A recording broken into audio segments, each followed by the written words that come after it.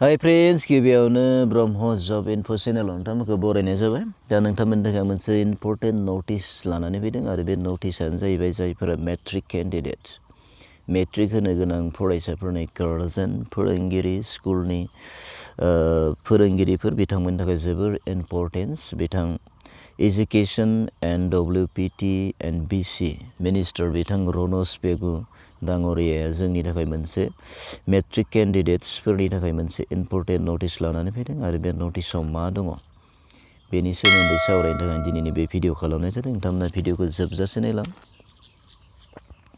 अब्लानो गासै बाथ्राफोरखौ आबुङै मोनथिनो हागोन। फै जों बा भिडिअखौ जागायनि आरो बे नटिसआव मा दं बेखौ नायलांनि।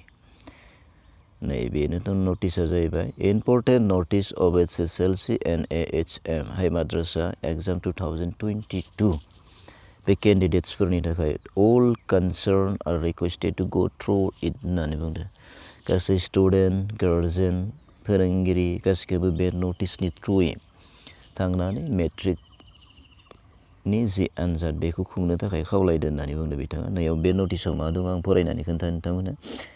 This is for information to all the candidates, center insers, examiners, guardians, and all concerned that the forthcoming theory examination of HSLC High Madrasa will be conducted using the question paper and the answer booklets printed in the year 2021 whereas possible.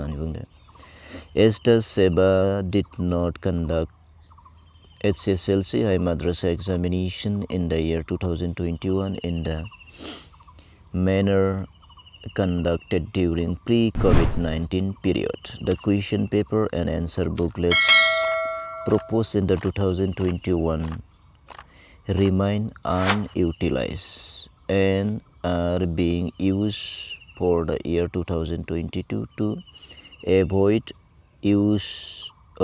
unuse of natural resources.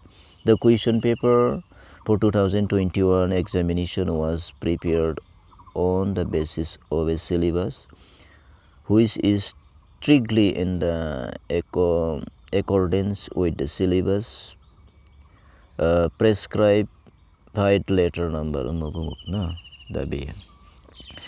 दा बे नटिसआव बेखौनो फोसावदोंदि जि 2022 नि जि matric आरो high माद्रासानि exam जानो गोनां दङ 15 मार्चनिफ्राय न बे एग्जामनि जि कुइसन पेपर आरो बुकलेट न बेखौ 2021 आव बानायखानानै दोननाय बे कुइसन पेपारखौनो बाहायगोन होननानै बुंदों। मानोना 2021 आव COVID-19 नि जि प्रट'कल बारा जानायनि थाखाय एग्जामखौ लानो हानाय जायाखैमोन आरो जि कुइसन पेपर आरो बुकलेट्स बेफोरो बाहायजायालासिनो दंमोन आरो बे जि सिलेबास बे 2021 आरो 2022 सिलेबासा सेमानो होननानै बुंदों आरो सेम जानायनि थाखायनो जिहेतु 2021 आव एग्जामखौ लानो हानाय जायाखैमोन बेनिखायनो बै कुइसन पेपारखौनो एबार 2022 आव बाहायगोन होननानै बुंदों। गोदानै जेबो कुइसन पेपार प्रिपेयार खालामनाय नङा 2022 नि थाखाय 2021 आव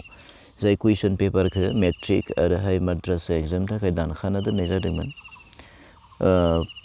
क्रिएट खालामखादोंमोन प्रप'ज खालामखानानै दोनदोंमोन। दा बे एग्जाम कुइसन पेपारखौनो फैबाय थानाय जि मेट्रिक आनजाद आरो हाई माद्रासानि आनजाद बेयाव बाहायगोन होननानै बुंदों।